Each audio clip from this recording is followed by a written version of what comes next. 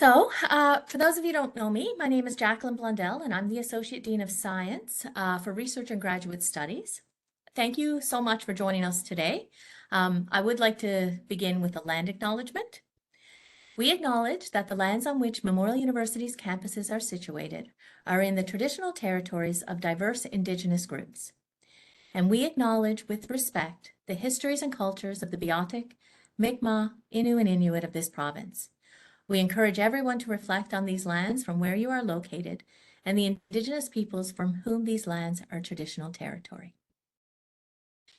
So, welcome to our On the Menu, which is our Lunch and Learn series hosted by the Faculty of Science.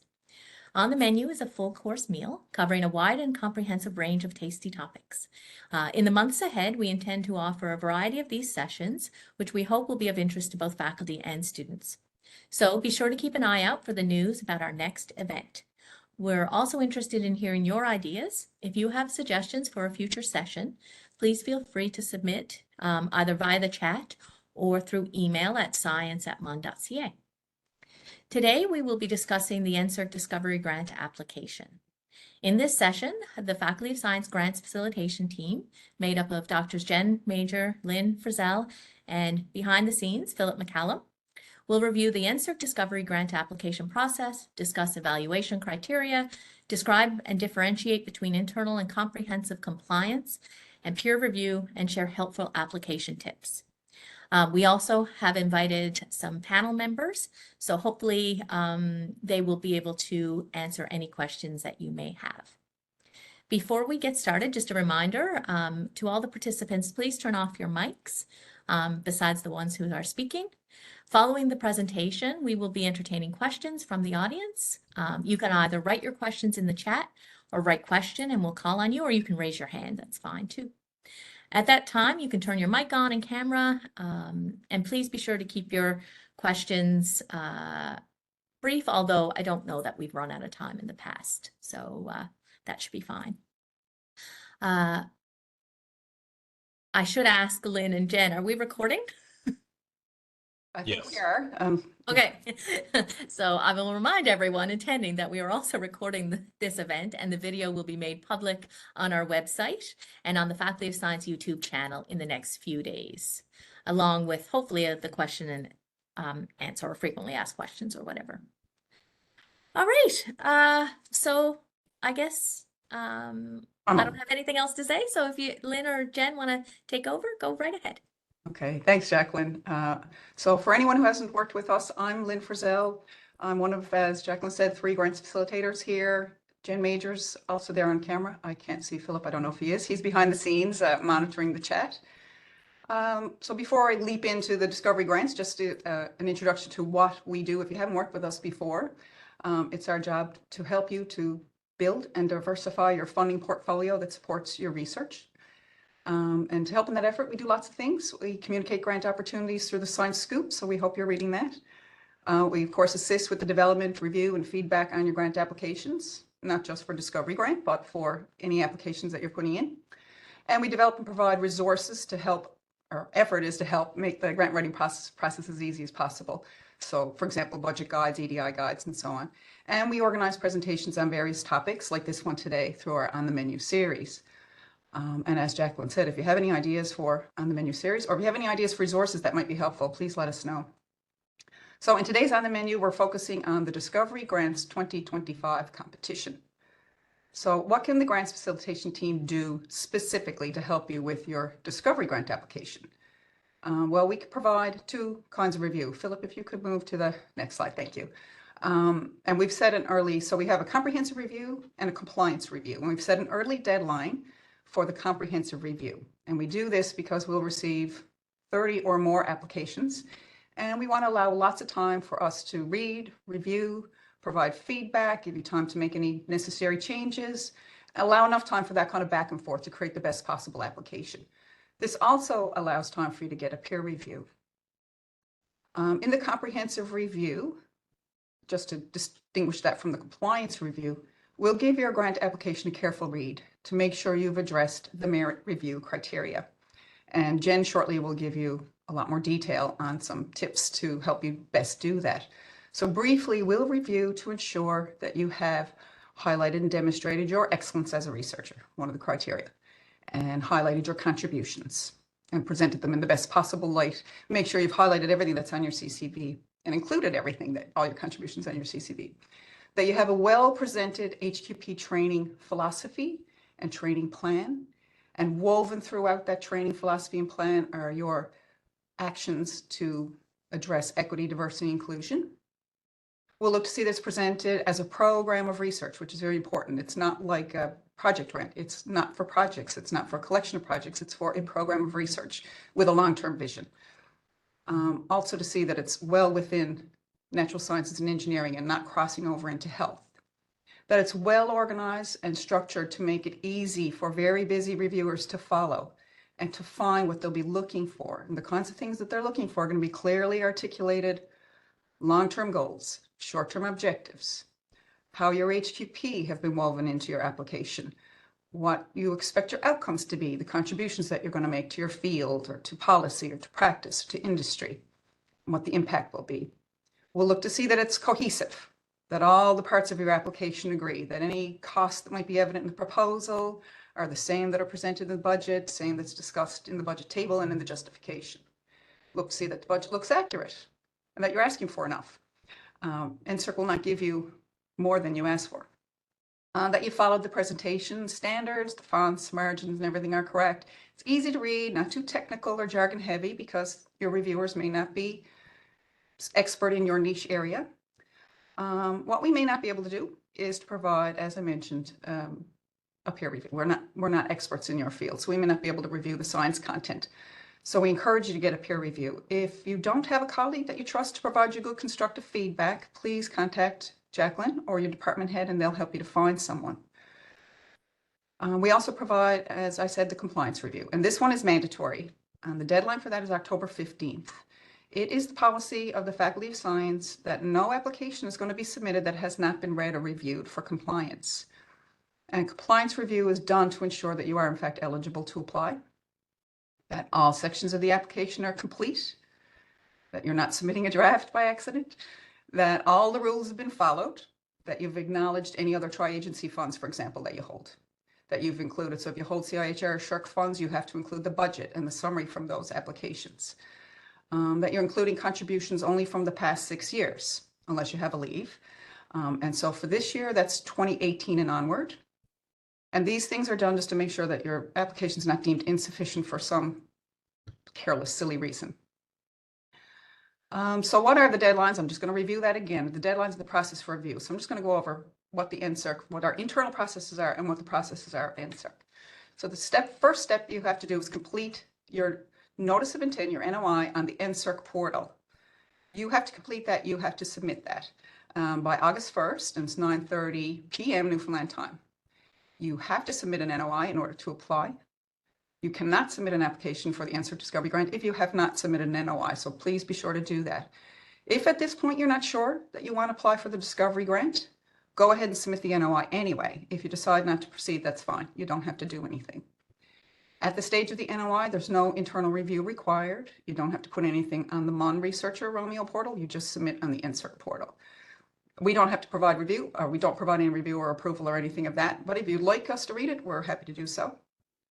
The next step is, as I just mentioned, comprehensive review. So complete a draft early. So you're doing that on the NSERC portal. You can also start on the Romeo portal if you want to get that started. Engage with us, the grants team, to take advantage of that comprehensive review. We'll endeavor to provide as much review as possible as time allows on as many applications as we can. And again, try to get a peer review at this stage. When you've completed your application, and by October 15th is our compliance review deadline, we ask that you please submit on the NSERC portal and on Romeo, or the MUN Researcher portal. Note that when you submit on the NSERC portal, you'll get a received by administrator message. That's us. And we can access it there and we can return it to you if any changes are needed. If we spot an error or you get a new publication, you want to add it, we can return it to you. Only when it's absolutely finalized and you give us the okay, will we submit to NSERC, and that'll be towards the end of October, closer to the November 1st final deadline. Once it's submitted, you'll get a received by agency message, and at that point in time, it cannot be returned to you. So the purpose for submitting as well on the Mon Researcher Portal, or Romeo, is to get departmental approval. It also serves as an internal record for you and for us, and it's also the route that your account will be set up when you're successful with your grant. And just so that there's no confusion, Research Initiative and Services, or RIS, is not involved in the review, approval, or submission of discovery grants. That is left to the faculty or unit, at least for science. For anyone who might be joining us who's outside of science, I'm not sure what the practice is in other faculties or units, so please check on that. So the peer review process starts with the notice of intent. It's good to understand how this process works as you prepare your application, because this is the audience that you're writing for. So there'll be a group of 5 who have many applications to read, and we'll discuss your applications for, as I understand, for about 15 minutes. So it's extremely important that your application be as easy to read and clearly laid out as possible. And again, Jen's going to give you some pointers on how to organize your application in a few minutes. So the notice of intent is the first step in the peer review process. On your notice of intent, you provide suggested evaluation group, 5 research topics, 10 keywords, and a summary of your proposed research, 5 suggested reviewers, and you link your CCV. NSERC uses this information to assign the evaluation group and to select reviewers. So it's important that you pay careful attention to the evaluation group that you select. Have a look at the information that's available on the NSERC site to see what the topics are within the evaluation group. Make sure you've got yourself in the right group. Choose your suggested reviewers and keywords carefully as well for the same reason. So the next step in the peer review process is the scientific evaluation. So the 5 evaluation group members are assigned to review, discuss, and rate your application on 3, as I mentioned, equally weighted merit review criteria. This means you need to spend just as much time on demonstrating your excellence as a researcher and the contributions that you have made and will make to the training of HQP as you do on your proposal. The excellence of the researcher is evaluated based on the contributions that you have made, as you've outlined in your CCV, and the most significant contributions section of your application, and the additional information on contribution sections. Please make sure you use that. And of course, your contributions to training of HQP is evaluated based on the excellence of your training philosophy, your training plan, and your past contributions to HQP. And also, I would imagine, on how you've demonstrated how your HQP are going to be involved in this proposal throughout your application, throughout the proposal. Make sure your HQP are woven throughout. We advise that you keep the merit indicators grid with you. That's on the next slide, please, Philip. This is what it looks like. Don't expect you to be able to read it, but you can find that on the NSERC site, and we've included a link in these slides. The slides will be posted as well. This merit review, this is what the reviewers hold in front of them. So the 3 criteria are down the side, the 6 ratings across the top, and you want to make sure you address all the criteria laid out there. Each evaluation group member assigns a rating in each of the 3 merit criteria, and so keep that in front of you so you know what they're looking for. The next step in the review is the funding recommendation. Based on the combined ratings of your reviewers, your application is assigned to a bin, which determines the amount of funding that you're going to get, that and what you've asked for. And I assume there might be some room for what they deem to be necessary. Bin A is the highest funding, and this is reduced with each successive bin within the allocated budget. For years, it was the case that an established researcher with a strong on those 3 merit criteria would be funded. But in the past 2 years, it's now necessary that an established researcher has at least 1 very strong rating.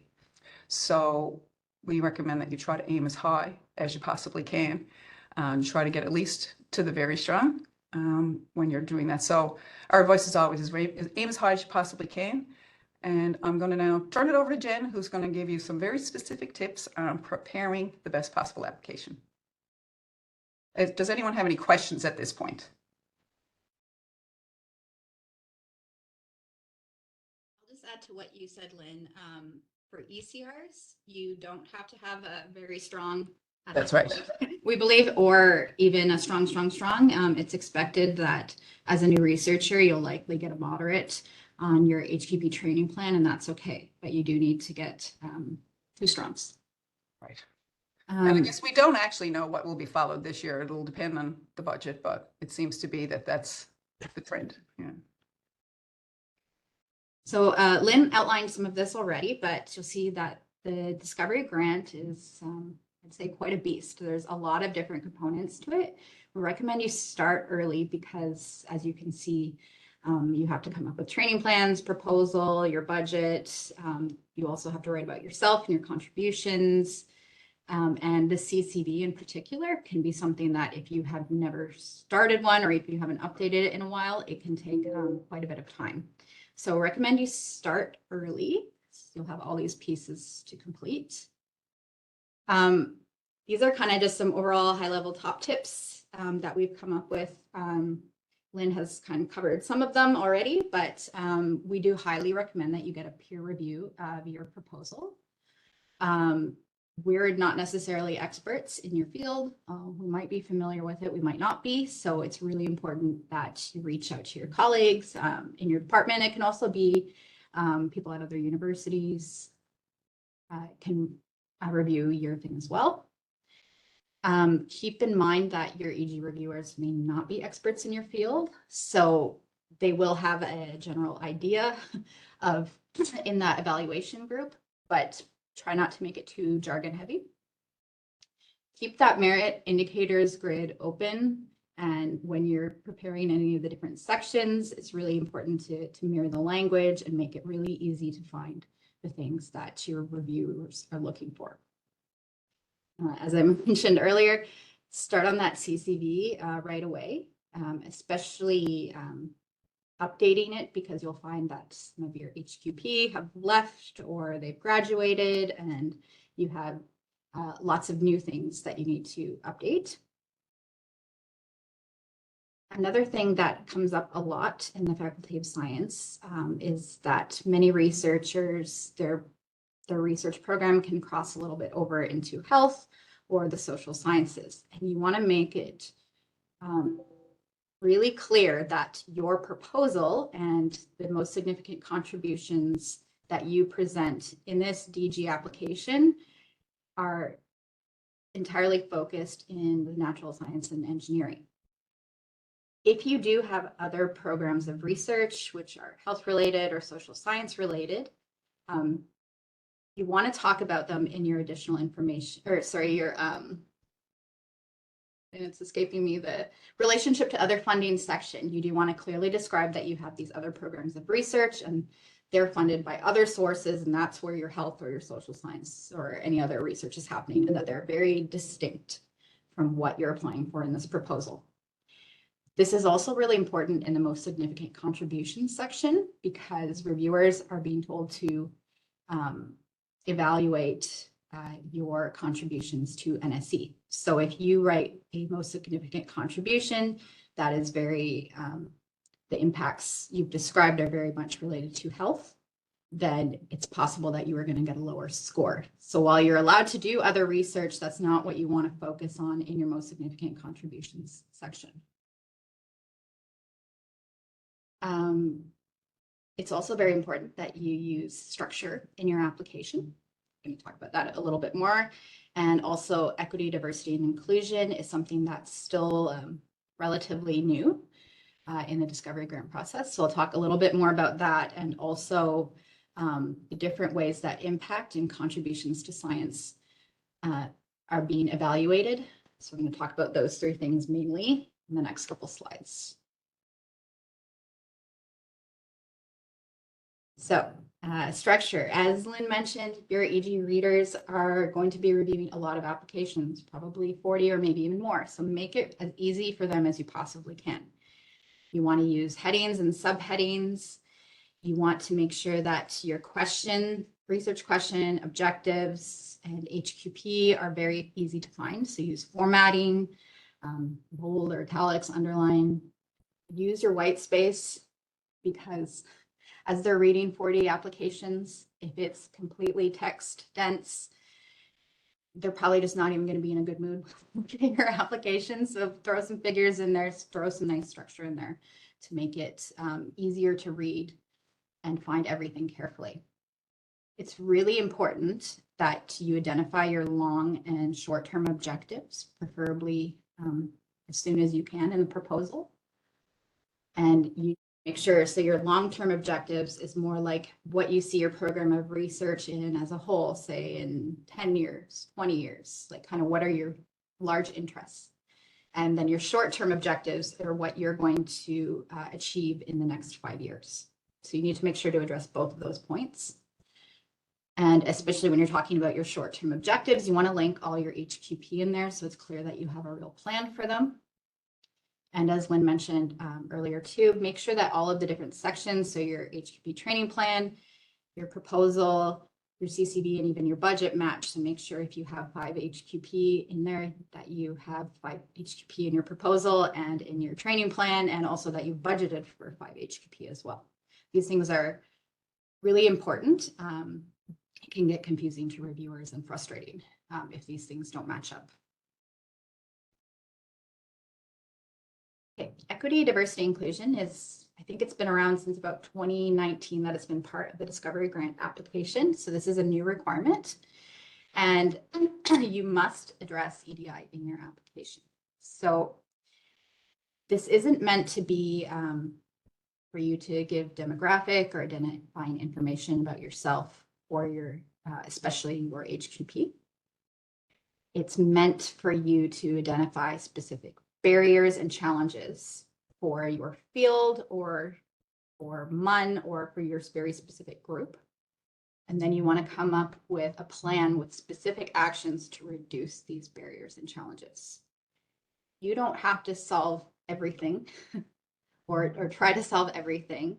It can actually be perhaps see more, what's the word I'm looking for, more genuine if you actually pick a few specific things that are a few specific challenges and address those instead of trying to tackle every single problem. Another thing that can be important is to address both recruitment and retention. Many researchers have a very nice kind of blurb about how they will try to recruit people from underrepresented groups, but they don't always have a great plan of how to keep those people from underrepresented groups in their lab and keep them happy and help them be successful. So a couple of things, this can be something that's kind of hard to start. You can start off by asking yourself a few questions like who's underrepresented in my field. NSERC identifies women, Indigenous peoples, visible minorities, people with disabilities, and also people from the 2SL LGBTQIA+ community. It might be in your field that there may be one or more of these groups that are more or less underrepresented that you could address. It can also be helpful to get started by looking at what societies and professional groups in your field are doing to kind of get the ball rolling, see what, get some ideas from other people as well. We do have a variety of resources at MUN, so it can be helpful to have a look at some of the things that we have on campus and also to address, to include some of this information as things that your HQP can avail of and that you can avail of as well. I'm not going to read these, but there's a list here. Slide, please, Phil. And then given some like kind of general examples here, we do have an EDI resource guide, which includes some of these examples and takes them a little bit further. And it also includes some links to other guides that you might find helpful. But in general, also make sure that you address both recruiting, the HQP, and the retention part. So some of the easiest things that you can do is by taking unconscious bias training and other EDI training that's available on campus. Consider non-traditional pathways when interviewing HQP. If you are saying that you have or you plan to recruit underrepresented candidates, make sure that you're saying that you're intentionally doing this. Like, are you recruiting more women purposefully, or do you just have women in your lab? You can also actually ask for money to support underrepresented groups in your lab. So that could be to help them apply for visas, or perhaps they need more money to travel. So you can address EDI both in the HQP training plan, but also in your budget or other sections of your proposal as well. In terms of retaining and creating a safe environment for your HQP, we highly recommend that you share resources with your lab members, and not just only at the beginning. Often when new staff or new students start, they get thrown a whole bunch of information, and if they don't need it at the time, it's not going to stick. So we recommend sharing these things often so that if a student is in a crisis or needs help with something specific, they'll be able to find that information more easily. There are a lot of different things that you can do to make your students feel supported. We highly recommend doing individual development plans and having regular meetings with your trainees to talk about their specific problems and their specific goals. And there's also things that you can do that are more broad. So have code of conduct for your lab, have a conflict resolution policy, all these different things that you can do that kind of help everyone as well.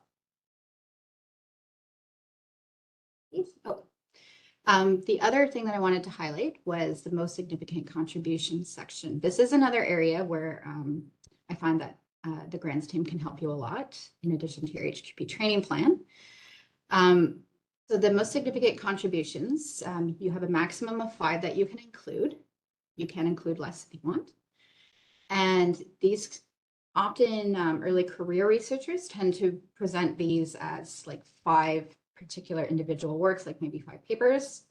Not that you have to as an ECR, but it just tends to kind of go that way. More established researchers tend to have 5 themes or collections of work. You can do these either way. You should only be addressing or including contributions from the last 6 years, so since 2018, unless there is a contribution which is related to that most significant contribution, which is very related to your current research or still having major impacts in the field. So you can talk about your paper from 2002 if it's highly related to what you're doing now. Wouldn't recommend making a contribution which is outside of the 6-year window as a standalone contribution, but perhaps weaving it into your other contributions which are within the past 6 years. The thing that we can't state enough is that you need to really spell out the impact of all of your contributions. To you, you know what the impact is, but not necessarily your reviewers may not make the leap, or they may not have time to make the leap. So you need to really tell them how your contribution is important to the field. Is it being cited? What are the people who are citing you doing with your research? Are they using your methods? Are they using your new software or guidelines? Are you presenting your research in places? You want to make sure that you address how your impact is important to Canadians as individuals, but also to Canadian industry, to government guidelines, socioeconomic benefits. You can talk about collaborations which are related to your contributions, knowledge translation. You can also weave in equity, diversity, and inclusion in HQP training into these sections as well. Some of our more established researchers have more recently actually had kind of standalone contributions related to HQP training and equity, diversity, and inclusion. And these people have also received probably higher funding levels. So I definitely recommend that you try to think about all the different ways that your research is impacting, is making impacts. We will have a link at the end, which has NSERC's new guidelines on research contributions, because they are more broad than the general or traditional, I wrote this many papers and presented at this many seminars. We're looking for more information than that. Another thing to keep in mind when you're writing this most significant contributions section, that you have to either include the full citation. So anything that's beyond your 6 years and isn't included in your CCV, you need to put a full citation in. And we recommend for ones that are in your CCV that you probably save some space and refer to your CCV. And this part about explaining the impact of your research not only should go into your most significant contributions, but you also want to embed that probably as a separate section of the end of your proposal. I definitely recommend having a paragraph or two at the end of your proposal, which is all about impact to your lab, in the field, and also on a more broad level as well. You also will get a section called the additional information on contributions. It's not as long, but I highly recommend that you do not leave this section blank. Some people do. So this basically, I kind of say it's like your free space where you can post about yourself or explain things about your research that don't fit anywhere else. So you get an extra 3,000 characters. NSERC suggests that you might want to talk about authorship order or your venues of publication. So that's where you can explain like who you're reaching and your particular role in contributions, especially those which are collaborations. That might be very important to describe. This is also a place where you could talk about non-official HQP training. In particular, in your past contributions to HQP research, you can only talk about the last 6 years, and it can only be official where you are a supervisor or co-supervisor.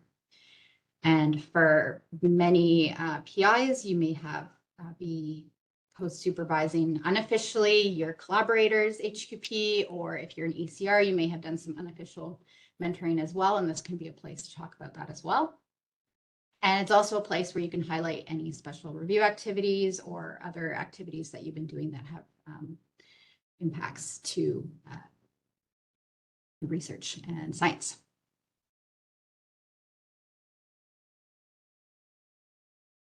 This is kind of new. So in the past 3 years, I believe, there has been a new attachment that researchers can add where they get to include contributions from beyond the 6-year window that they would normally put in their CCV, which are equivalent to a duration of an eligible leave. So normally the eligible leaves are parental leaves, family leaves, and medical leaves. In your CCV, you do have to indicate if you've taken a leave of absence. You also have to indicate this. There's a yes or no question in the DG application.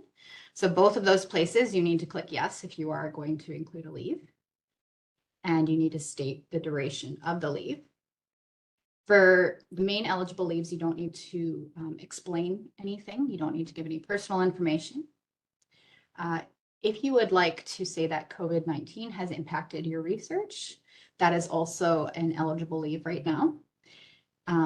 But in the, you do need to make more of an explanation of how COVID-19 impacted your research specifically. So it could be that perhaps you were unable to get new HQP as they were coming from a place and they couldn't come for a travel ban, or say you had to stop your animal research, or you weren't able to go to conferences. There's many different reasons why you may have been impacted, but you need to actually explain them well. Otherwise, the attachment and the leave won't be justified, and you won't be able to add the attachment.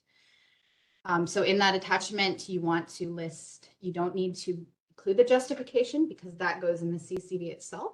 So in that 2-page, you can put in anything you would put in your CCV normally. So you can put in your papers, presentations, HQP that you've supervised, and also other contributions like event planning or review, etc. There's an example on the bottom of there that you can look at if you want to see how you calculate the leave, but I'm not going to go through it. So the Faculty of Science has prepared quite a few resources that you can use. We do have a Discovery Grant application template with tips and examples that's available on our website, and we can also send it to you if you want one. We also have an Equity, Diversity, and Inclusion guide and a budget guide that we think you'll find very helpful when you're preparing your NSERC DG. Again, you can find them on our website, or you can just ask us and we can send you one. You'll also find on our website that we have some of our past on the menu presentations, so including our last year's NSERC DG. Also, you can find more information about student supports that can be very helpful for your HQB training plan. We have one on equity, diversity, and inclusion. So these can be very helpful to you. Also, feel free to schedule a meeting with us or give us a call if you have any questions. Jen, there's a question in the chat from Valerie Booth there. You want to address right now? It's okay. So the question is about the impacts of moving.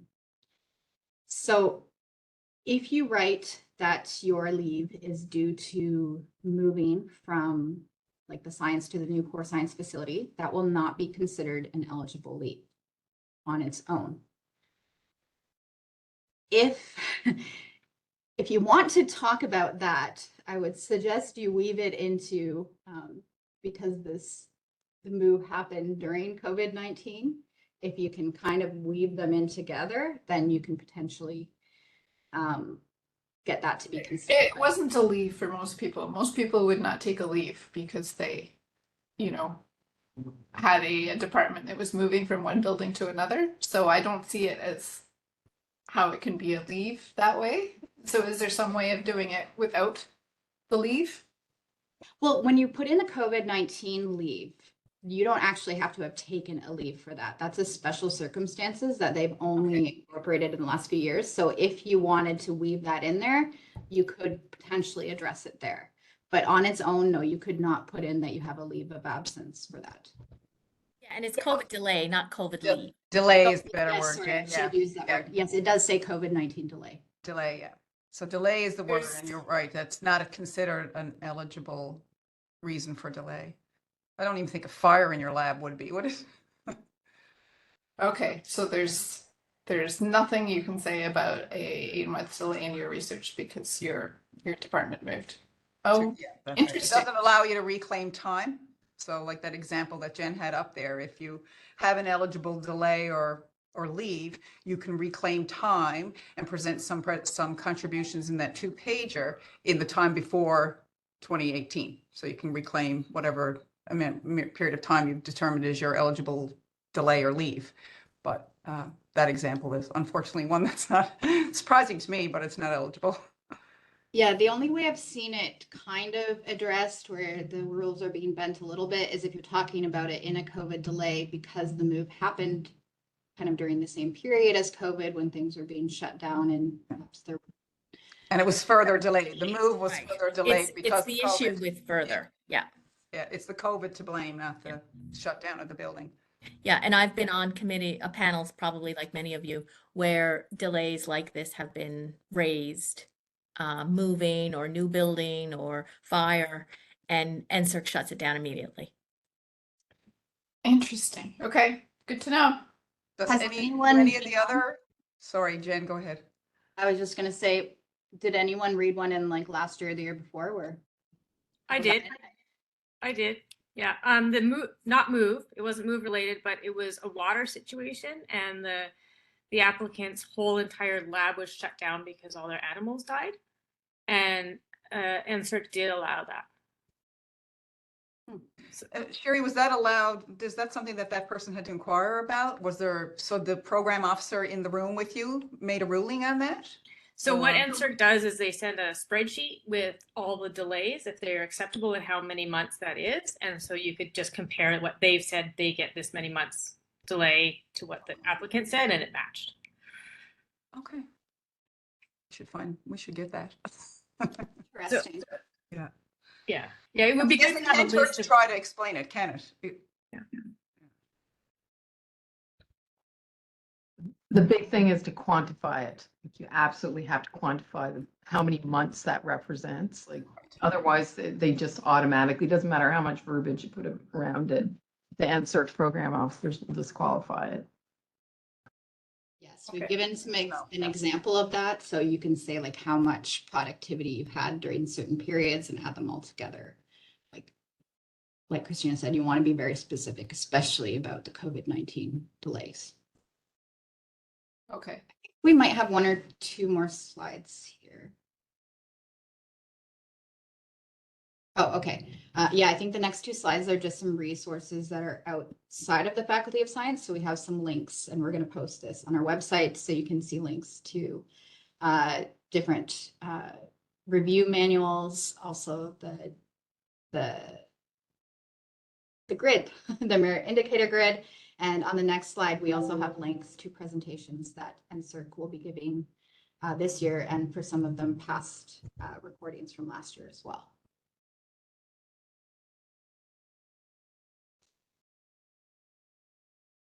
So now I guess we have lots of time for questions. If anyone has any specific questions, or if any of our, I think we have like 6 or 7 EG members that are online, if there's any specific tips or anything that you want to point out that we have missed, perhaps, we would be happy for you to do that.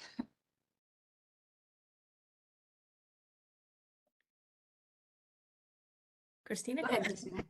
I do want to say that when I think that one of the hardest things is trying to figure out whether you've met all of the key criteria for the merit of the proposal.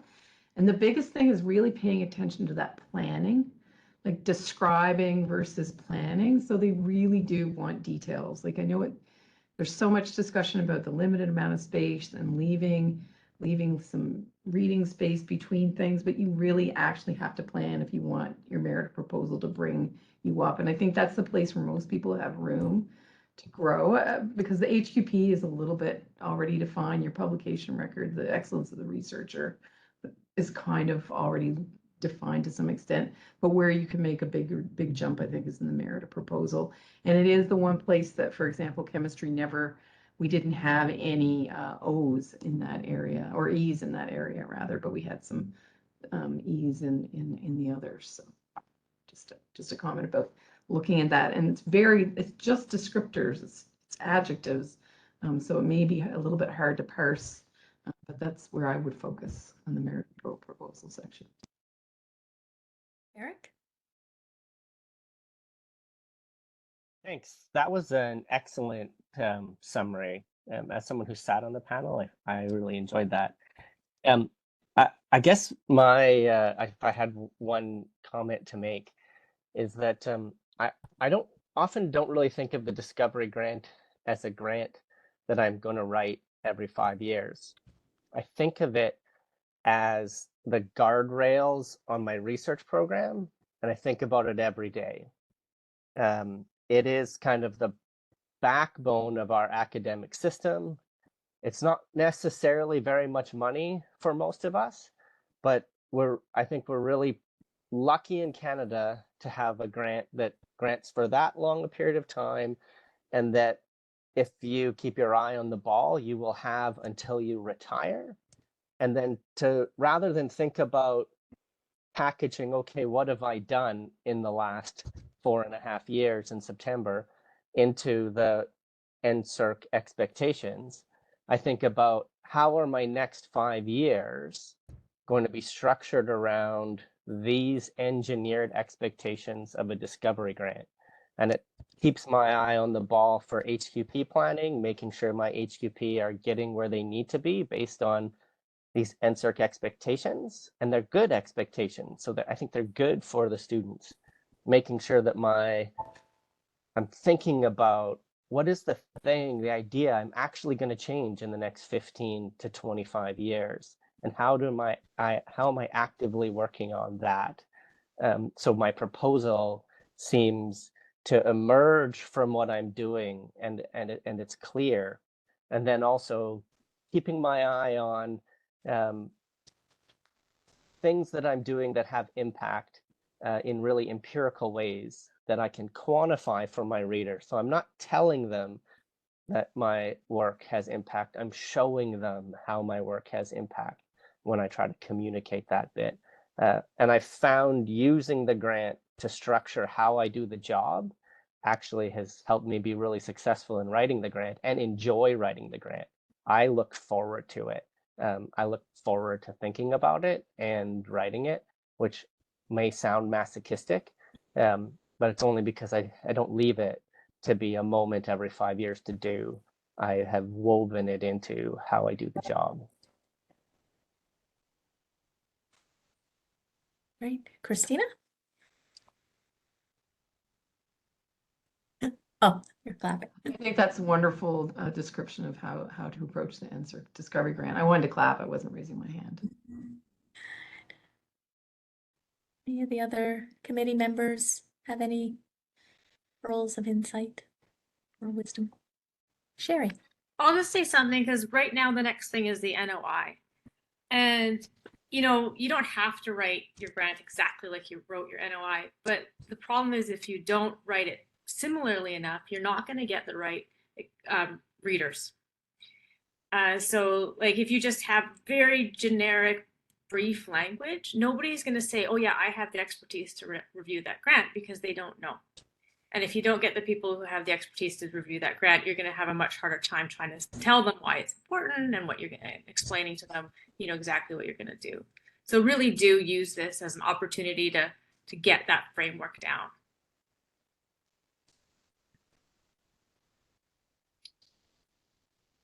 Eric? Oh, you're muted. I'm sorry, I want to make sure I leave space for other people. I have this exercise I encourage people to do that is a real reality check to getting these referees, these EG grant referees. Like, go to your committee's list of published referees and try to find 5 people that have any idea what you do on that list, because 5 of those people are going to get to vote and have to understand the things you write down. And for me, the answer is usually 0. Like, can I find someone who studies an animal, period, just because of the breadth the committee needs to treat? But the committee is really generally quite democratic. It's our peers from across Canada, different parts of their career, different qualities in what they do, and recognizing that I have to write a grant towards people whom we only kind of share common science language, not specialized language, really helps me understand that this isn't going to be anything like a paper I write where I'm going to get reviews from people who know exactly what I'm talking about. And changing that perspective, I think, is really critical for actually capturing the committee and capturing their excitement in 15 minutes. You need to have advocates for your grant in that 15 minutes for it to really do well. Jen? Just wanted to kind of add to that. It kind of goes with what Eric and Sherry are saying, and what Christina said before too, about explaining what you're going to do very well. Especially we've seen in computer science and math, sometimes this is a little bit of a struggle to put into words. And I've seen reviews come back where the only reason why they didn't get funded was because they didn't add enough details, and the reviewers were not experts, so they couldn't tell if that plan was actually feasible or not. So we don't want that to happen to anyone, of course.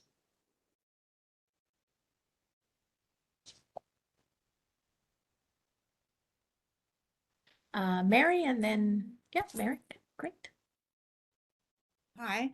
Based on the rather excellent presentation that you people gave, I would say advice to faculty members applying for DGs is do exactly what they tell you. I don't get to see any of them on applications in my role as EG member on the Biological Sciences group. But I tell you 2 points that people have made already, which are very true, that I'm rarely an expert on any of the ones that I get, the 35 to 40. The program officers do try to match you with as best they can, but I'm never totally out in left field, but they're not, very rarely are they in my field directly. So it's particularly important to write for them. You've got to keep in mind that it's not going to be your colleague, or it's not going to be somebody who knows your work that well who's reading it. So it's extremely important to do that. And it's amazing how some people don't do that. Also, I think another key thing is to structure your proposal, and your research team would tell you this, exactly as in the NSERC application is laid out.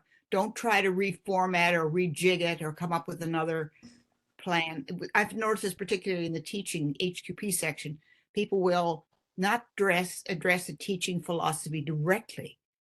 You have to do that. Don't make us search around trying to find what your teaching philosophy. It's got to be just follow the guidelines, follow them directly. Make it easy for us, and because we do have 35 of these things to read, and as first reviewer on probably 7 of them, it's a lot of work. But also we want you to succeed.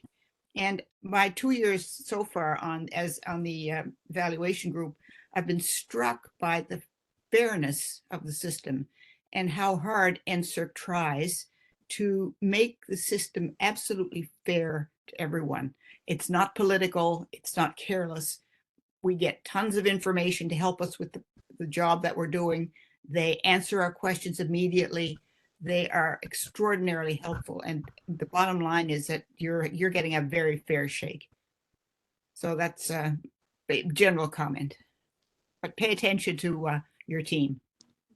That's great. The one thing I would like to add to that is the national rate for NSERC success last year was 63%. For the Faculty of Science, we were in the 80s, the low 80s, but the 80s. And so please take advantage. I know that reflects on how fabulous our researchers are, but it also reflects on Lynn, Jen, and Philip and how well they know the NSERC system and how much they can help. So please try and make that September 15th, 16th deadline, I think, because it can really boost. Sorry, go ahead, Janet. Oh, Valerie, sorry, Valerie, sorry. Hello, I'm the other Janet. So as an evaluation group member, so the 15 minutes that you guys we're arguing about, should this grant be like very strong, whatever, they take the grid really, really, really seriously. And so I think it's quite strategic when you're writing your grant. If you're pretty sure maybe you're between these two categories, see if you can actually like pull out the language from the higher category and justify it. Because if it becomes kind of a nice sound bite, your reviewer might just like copy and paste it into their own notes. And when the discussion is like, why did you rate this very strong instead of strong? They've got like a little bite of, this is why, this is justification. I agree with that. The table is really important. So we have about 5 minutes left. I see your hand, Eric, and I'm not, just give me 1 sec. Does any of the applicants have any questions that they would like to be addressed, or in the meantime? I mean, we can take a little bit longer, but sorry, Mary, your hand. Oh, yeah, Mike, go ahead. There, for the connected research, I noticed RTI 1 was listed. If you were intending to submit an RTI 1 proposal in the same round, are you still able to link that to be submitted RTI 1 in the NSERC DG, or is that now for a kind of separate previous RTI 1s of some instrument that's already in place tied to the research? That's a good question. I don't know the answer. Lynn, Jen, Philip, either one of you know? I'm a little confused by what you mean by phase 1. But if you're planning on applying for an RTI this October, then you do need to list that in your DG application. Like you'll have to list that you've applied for that in your relationship to underfunding and in your CCV itself. Does that answer the question? Are you asking, Mike, if that can be tied? So if you're not successful with the RTI, you want to make sure that your program of research is still feasible. So It's a double-edged sword. You can address that by saying you have a backup plan. Sure. But I always wondered, how much this could either take away or actually help out with the strength of an RTI 1, or or how much those things are connected. I don't really have a good feeling for that because I haven't revisited this. And I don't know that I would write that into the DG. I would write that into the RTI. Okay. Yeah. All right. How your DG program will be improved by the RTI, and I don't think I would mention it at all. The other way. And But you do have to anything that mention raise it. You do have to mention it in that you have one in, right? If You applying have in to that- say, if yeah. you've submitted one, you do have to say you've submitted an application to RTI. Yeah, okay, yeah, that's it. But it doesn't, you don't need to talk about it in your proposal. Right, Yeah, you could fair put it enough. in relationship to other support and you can say there maybe how it would be improved, but I wouldn't put anything in that might question the feasibility of it as on its own if you're not successful with the RTI. Yep, fair enough. Thank you. Anyone else have any questions? That... Eric had his hand raised earlier. Oh, Eric? I guess I wanted to just have a brief mention of often an evaluation group members, including us, and I advocate for this, suggest that people writing their discovery grant really look to the grid. They say, look to the grid, see where you fit on the grid. But when I have tried to help coach, particularly first-time applicants, they look at the grid and they're like, well, I have no sample distribution to understand what the difference between very feasible and feasible is, or strongly worded and not worded. So the grid, I think, functions really well if you've read between 40 and 200 of these. It functions a little bit less well if you have only seen your own and you're trying to figure it out. So one of the things I had, like within my own community of researchers, I've made sure that we have like a pooled resource where everyone can go in and see and share and look at other people's discovery grants from the past, along with their outcomes, to try to get a feel for what that distribution is and what patterns exist there as best you can. So I very much see this exercise as one that is best done in a community, like a bunch of friends or colleagues at different institutions, and then getting that external feedback so that you can see different models within your own discipline to try to get a bit better intuition about what the difference might actually be between strong and very strong within your habit, within your kind of domain. Independently, I have struggled with getting people to understand just what those subtle differences might be. That's not to knock the grid. There's never a 15-minute conversation in the room that doesn't have the grid brought up 4 times. And I guess I would recommend everyone use very strong as a minimum of the in describing any aspect of their application. Sorry, Rob, go ahead. Yeah, just on that point, I think the main purpose of the grid to me is that you address specific things in those items, right? So like the words matter. I mean, I know somebody mentioned, the excellence of the research in HQP is somewhat already established, right? You only had so many students and so many publications, but the words that support them really does influence, it kicks you up or down a notch. And if you don't have a strong representation or strong metrics on those things, then we're going to go look to the words to see if that's strong. And that will either save you, or it'll sink you if you don't have a strong metrics to begin with. So, I mean, when you're looking at the grid, when you look at the wording sections, they say things like the training philosophy is clear. So make sure you address, maybe you have a title called training philosophy and make sure it's clear.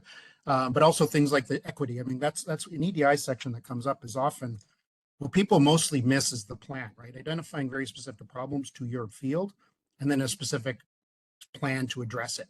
And I think, and it's in the grid, and then people don't say anything specific.